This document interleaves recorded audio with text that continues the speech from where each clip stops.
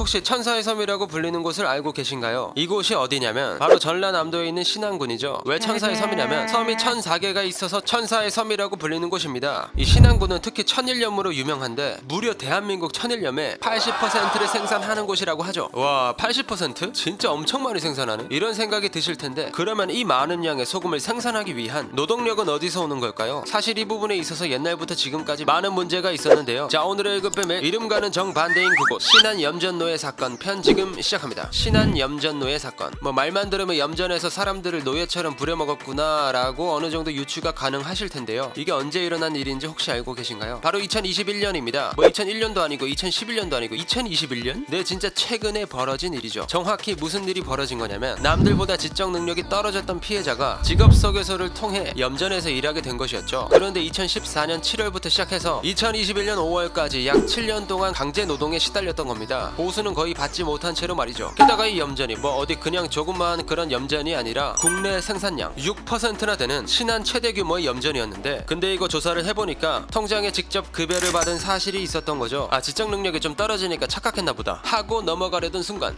돈을 지급하자마자 바로바로 인출을 했던 기록이 보이는 겁니다. 알고 봤더니 염전 사장 아내가 이 돈을 다시 인출해 갔던 거였죠. 월급을 주지 않아서 문제가 될 수도 있으니까 이런 기록을 남겼던 거지. 뭐 그래놓고 현금 보관증을 끊어줄 테니 나갈 때 주겠다 라는 소리를 했다는데, 그래놓고 현금 보관증은 단 한 번밖에 끊어주지 않았다고 하죠. 그런데 문제가 임금 체불만 있던 거냐? 그것도 당연히 아닌데 이 염전에서는 인부들 감시 역시 철저히 했다고 합니다. 당연히 외출조차 자유롭게 하지 못했죠. 만약 밖에 나갈 일이 있으면 항상 감시하는 사람이 함께 했다고 하는데, 이러니까 도망치려고 해도 도망칠 수가 없었던 거지. 결국 현재도 염전에서 강제 노동에 시달리고 있는 사람이 한두 명이 아니라고 하죠. 그런데 이게 진짜 말이 안 되는 일이잖아요. 그래서 혹시나 하는 마음에 염전 사장님의 입장을 들어봤는데 그 현금 보관증을 한 번밖에 발행을 안 해주셨다는데 이 사실이 맞나요? 그 현금 보관증도 돈을 받아갈 줄 아는 사람한테만 발행해줘요. 아니, 그리고 그 사람은 오히려 저한테 빚을 졌다니까? 빚을 졌다고요? 하루에 담배를 얼마나 피는데 한 달에 40만 원이 넘게 든다고. 아니, 그리고 지금 염전 운영하는 사람 중에 나만 유일하게 4대 보험을 들어주는데 내가 문제될 게 뭐가 있어? 그러니까 주변 염전들은 4대 보험조차 안 들어주고 있다는 거지. 이렇게 염전 사장의 뻔뻔한 태도에 피해자는 결국 노동청에 민원을 넣었는데요. 체불 임금 총액만 약 1억 원이었고 퇴직금 금액은 1,700만 원이었습니다. 그런데 시간이 지나고 보니까 이 사건이 종결된 거예요. 그 400만 원만 받고 사건 종결하실 건가요? 예.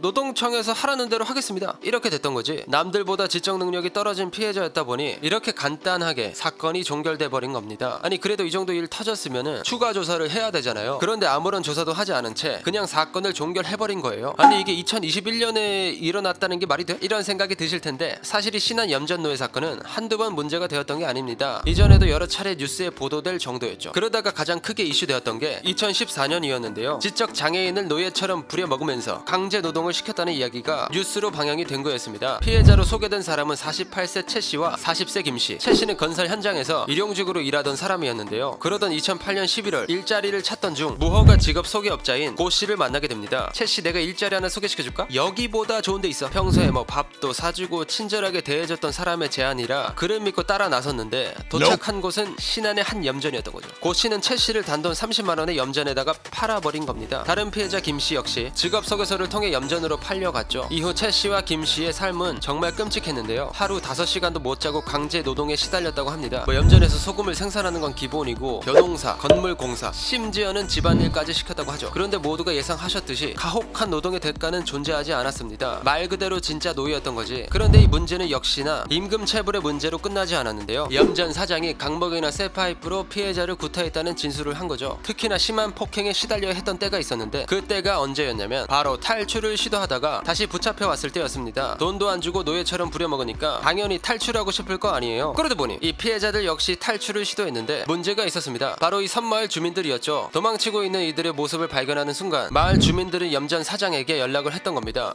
홍 사장, 지금 이 노예들 도망가고 있는데 내가 잡아놓을 테니까 얼른 다시 데려가, 이런 식이었던 거지. 실제로 염전에서 강제 노동에 시달리는 사람이 여객 선착장에 잠깐 앉아있기만 해도 주민이 어디 가냐며 감시를 한다고 합니다. 결국 도망을 치려 해도 해도 섬마을 특성상 쉽사리 도망가기는 어려웠던 거죠. 그렇게 피해자들은 도망을 시도할 때마다 다시 잡혀와서 폭행에 시달렸는데 너네 한 번만 더 도망가면 내가 진짜 칼집 넣는다 알겠어? 이런 식으로 협박까지 했다고 합니다. 이렇게 최 씨는 5년, 김 씨는 1년 6개월간 노예 생활을 하게 된 거죠. 하지만 이런 구타와 협박에도 굴하지 않았고 결국 탈출에 성공하는데요. 김 씨는 종이와 펜을 몰래 훔쳐와서 편지를 썼던 겁니다. 그렇게 기회를 엿보던 중 읍내로 이발을 하러 간 날 우체통에 편지를 넣었죠. 편지엔 강제 노동과 폭행에 시달리고 있다는 이야기와 함께 이런 이야기가 적혀 있었는데 나를 구하러 올 때는 소금 장수로 위장해서 와야 돼. 결국 이 편지를 받게 된 김 씨 어머니는 곧바로 경찰에 신고를 했고 신고를 받은 경찰은 소금 구매업자로 위장한 채 섬에 잠입합니다. 그렇게 잠입 수사 끝에 김 씨와 최 씨를 발견하고 그들을 구출하는 데 성공했죠. 결국 이 사건이 수면 위로 드러나자 경찰청은 신안 지역을 조사하기 시작했는데 염전 등 일제 수색으로 실종자 102명 등 370명 발견되었다고 합니다. 실종자만 102명. 진짜 말도 안 되는 일이 벌어지고 있던 거지. 결국 2014년 염전 사장 홍 씨 그리고 무허가로 직업 소개를 해준 이 씨와 고 씨는 형사 입건되는데요. 그런데 당시 이 염전 사장이 했던 말이 많은 사람들의 분노를 사게 됩니다. 탈출하는 인부들을 왜 다시 잡아온 겁니까? 아니 집에서 키우던 개가 집을 나가면 찾겠어요 안 찾겠어요? 이 지역 동네 주민들 역시 같은 생각이었습니다. 아니 염전 주인들이 오갈 데 없는 사람들 걷어주고 먹여주고 돈도 줬는데 왜 이 사람들이 나쁜 소리를 들어야 하는 겁니까? 이 섬 지역 사람들은 이게 당연하다고 생각하고 있던 겁니다. 결국 염전 주인 홍 씨는 3년 6개월의 실형을 선고받았는데요. 하지만 죄질에 비해 형량이 적절하지 않다는 반응이 대다수였죠. 아니 5년씩이나 돈도 안 주고 부려먹었으니까. 그런데 이 신안 염전 노예 사건은 2014년 이후로도 계속되었는데 문제는 지역 공무원, 경찰, 심지어 판사까지 이해할 수 없는 행보를 보여줬다는 겁니다. 사건이 발생한 신안군에 있는 파출소는 사건 현장과 파출소 사이의 거리가 가까운데도 불구하고 이러한 일을 알지 못했다고 하는데 사실 이 염전 주인과 파출소장이 지인이었다고 하죠. 진짜 몰랐던 걸까요? 그리고 해당 파출소 경찰도 이런 이야기를 했는데 원래 이 짝에 일하는 사람들이 다들 이상한 사람이야. 어차피 밖에 나가도 노숙할 사람들이라고 이런 식으로 피해자들을 비웃는 인터뷰를 한 겁니다. 결국 쏟아지는 비판에 경찰청은 해당 지역의 경찰을 감찰하기로 하죠. 그런데 아무런 징계도 없이 앞으로 잘해라 라는 말만 하고 관련자 전원 기록에 남지 않은 서면 경고에 그쳤다고 합니다. 여론의 비판이 더욱 심해지자 경찰은 대대적으로 수사를 한다고 밝혔는데 알겠어 대대적인 수사할게 대신 수사 날짜랑 장소는 미리 고지한다 이런 식으로 공개 수사를 진행했던 거죠. 결국 경찰에 대한 신뢰는 회복은커녕 점점 떨어지게 됩니다. 그리고 한 가지 충격적인 일이 더 발생하는데요. 아까 그 피해자 구출했던 경찰이 있잖아요. 그 경찰이 한 달 뒤 팀장에서 팀원으로 강등을 당했다고 합니다. 누가 보더라도 뭔가 문제가 있는 거지. 근데 아까 판사도 이상한 짓 했다 그러지 않았어? 물론 이 사건은 아니고 같은 범죄를 저지른 염전 주인에게 판결한 내용이 문제가 됐는데 당시 염전 주인에게 징역 2년 6개월의 원심을 깨고 징역 2년 6개월에 집행유예 4년을 선고한 겁니다. 대다수 염전에서 관행적으로 위법 행위가 이루어져 왔다 보니 집행유예로 감형하겠다 이런 식으로 판결을 해버린 거지. 그러면서 판사가 피해자에게 했던 말이 진짜 가관이었는데 부모나 나라가 해주지 못한 일을 염주가 해준 것이라고 생각하지 않느냐 이런 상황이다 보니 많은 사람들은 이 신안 지역에 대한 불신을 갖게 되죠. 하지만 놀랍게도 이게 끝이 아니었습니다. 2014년에 구출되었던 63명 중 약 40명 정도가 다시 염전으로 돌아가게 된 건데요. 오랜 기간 착취를 당하면서 다른 일을 할 만한 능력이 없었던 겁니다. 사회로 돌아와도 새로운 직장을 구할 수 없었던 거죠. 염전으로 돌아간 피해자들은 여전히 최저임금도 받지 못하고 휴일 없이 12시간 넘는 노동에 시달리고 있다고 합니다.